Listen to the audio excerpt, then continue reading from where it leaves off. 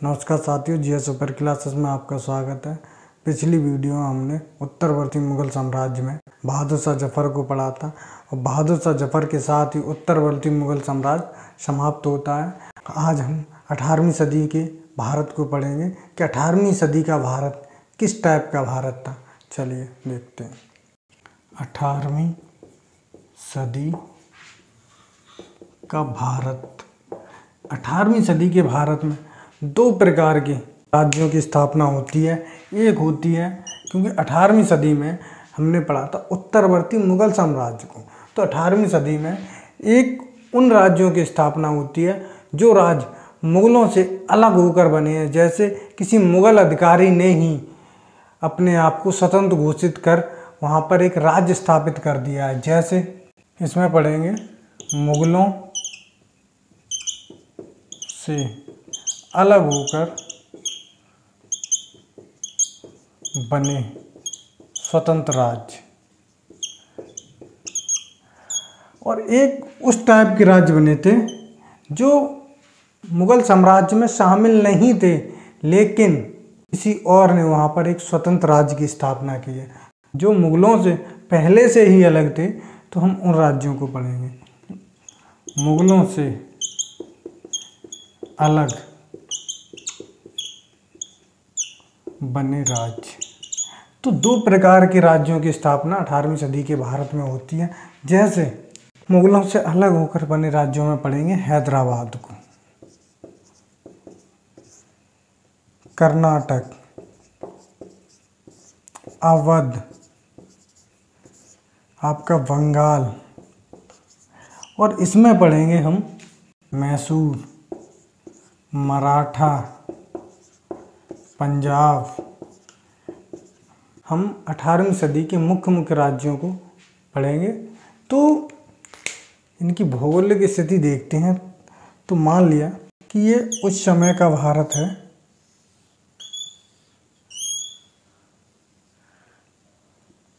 क्योंकि उस समय हमारा पाकिस्तान भी, ये उस समय का भारत है।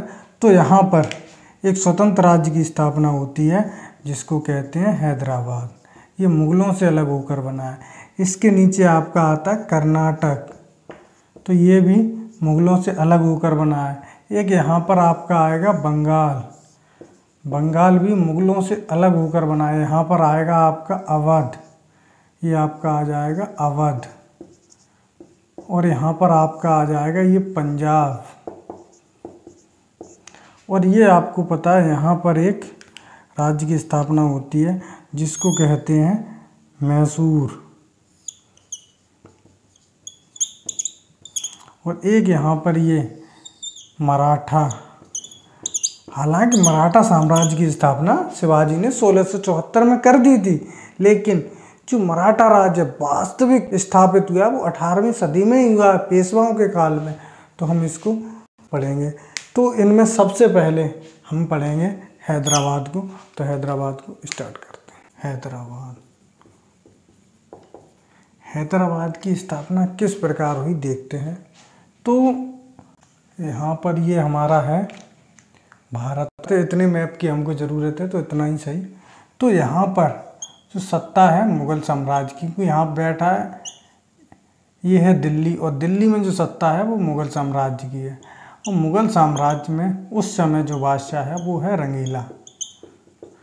जब रंगीला तो मुगल साम्राज्य में है, यहाँ पर मुगल साम्राज्य का एक प्रांत हुआ करता था जिसको बोलते हैं दक्कन, और दक्कन के नीचे हुआ करता था कर्नाटक।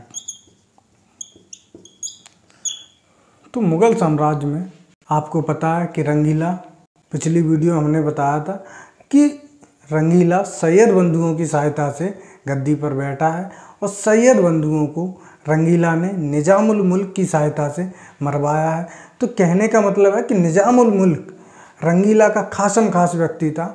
तो निजामुल मुल्क ने सोचा कि अगर हम मुगल दरबार में रहते हैं तो हम भी किसी न किसी षड्यंत्र के शिकार हो जाएंगे।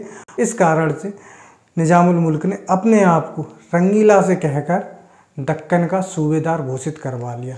तो कहने का मतलब है कि तो रंगीला ने दक्कन का सूबेदार बनाया किसको? निजाम उल मुल्क को, निजाम उल मुल्क को जब इसको सूबेदार बनाया, कब? 1722 में। मुगल साम्राज्य की एक परंपरा थी कि मुगल साम्राज्य से दक्कन का सूबेदार चुन के आता था। जो दक्कन का सूबेदार चुन के आता था वही कर्नाटक पर भी अपना नियंत्रण रखता था। कहने का मतलब है कि कर्नाटक में सूबेदार की नियुक्ति नहीं होती थी। कर्नाटक में एक नायब सूबेदार की नियुक्ति हुआ करती थी, जो नायब सूबेदार दक्कन के सूबेदार के प्रति उत्तरदायी था। दक्कन का सूबेदार मुगल बादशाह के प्रति उत्तरदायी होता था। तो जब निजाम उल मुल्क 1722 में दक्कन का सूबेदार बन के आया तो इसने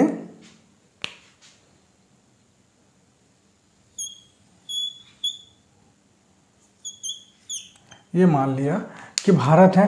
तो इसने क्या किया कि यहाँ पर दक्कन में एक स्वतंत्र राज्य की स्थापना कर दी, हैदराबाद के नाम से। अब आपसे पूछ ले कब की, तो निजाम उल मुल्क ने 1724 में कर दी।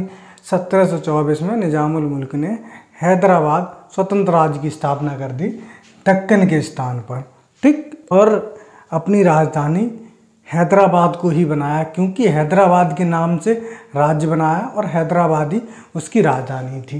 निजाम उल मुल्क ने 1724 में हैदराबाद राज्य की स्थापना कर दी, लेकिन हैदराबाद रंगीला की नज़र में आज ही दक्कन था। तो आज ही दक्कन था तो रंगीला ने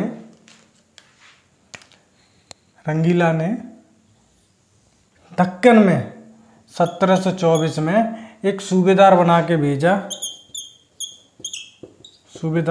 भेजा। उस सूबेदार का नाम है मुवारिज खां।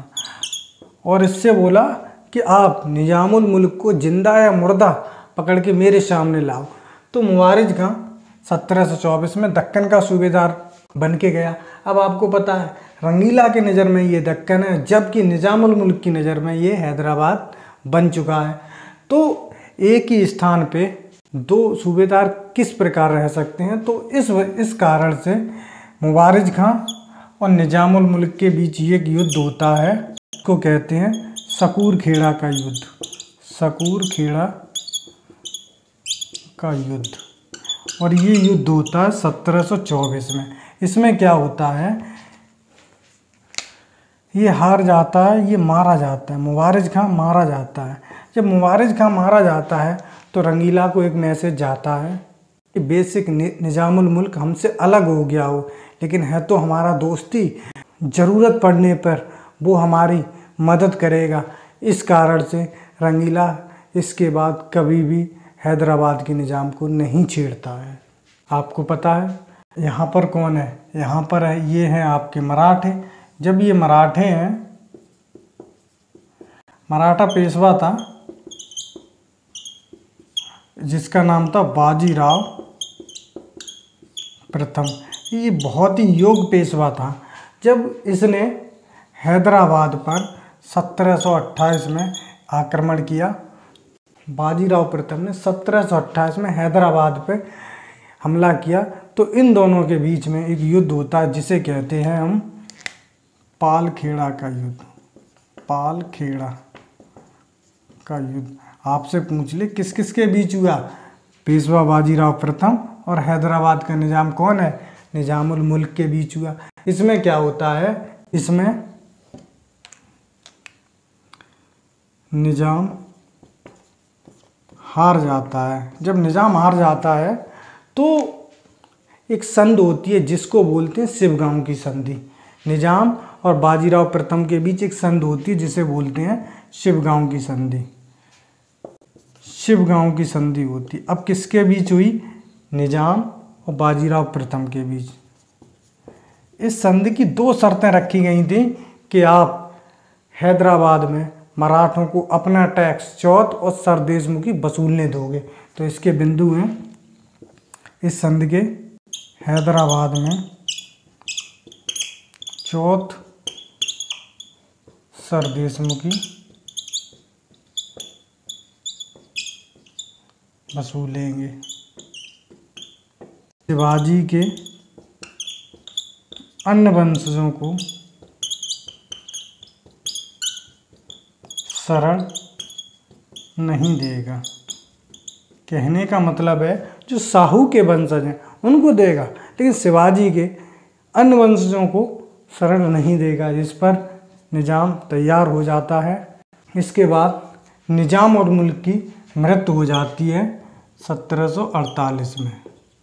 1748 में निजाम की मृत्यु हो जाती है और निजाम की मृत्यु के बाद इसके पुत्र नासिर जंग और भतीजे जंग के बीच में उत्तराधिकार को लेकर एक संघर्ष छिड़ जाता है, जिसको हम कर्नाटक के युद्ध वाले चैप्टर में विस्तार से समझेंगे।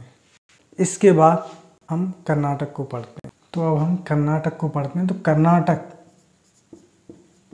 आपको पता है कर्नाटक मुगल साम्राज्य का एक प्रांत हुआ करता था। तो कर्नाटक की जो भौगोलिक स्थिति है वो दक्कन के दक्षिण में स्थित है। तो कर्नाटक में सूबेदार की नियुक्ति नहीं की जाती थी। दक्कन का सूबेदार ही कर्नाटक को नियंत्रण किया करता था।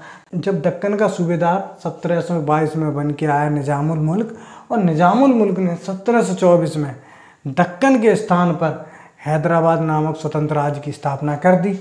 तो कर्नाटक के नवाब पर नियंत्रण दक्कन के सूबेदार का नहीं रहा। जब दक्कन के सूबेदार का नहीं रहा और कर्नाटक के नवाब ने यह भी सोचा कि जब दक्कन ही स्वतंत्र हो गया है तो क्यों ना लगे हाथ दक्कन की तरह हम भी स्वतंत्र हो जाते हैं मुगल साम्राज्य से। तो कर्नाटक ने भी अपने आप को एक स्वतंत्र राज्य के रूप में स्थापित कर लिया। अब आपसे पूछ ले कि कर्नाटक स्वतंत्र राज्य के रूप में स्थापना किसने की, तो इसकी स्थापना की है आपके सदाउतुल्ला खान ने। सदाउतुल्ला खान ने।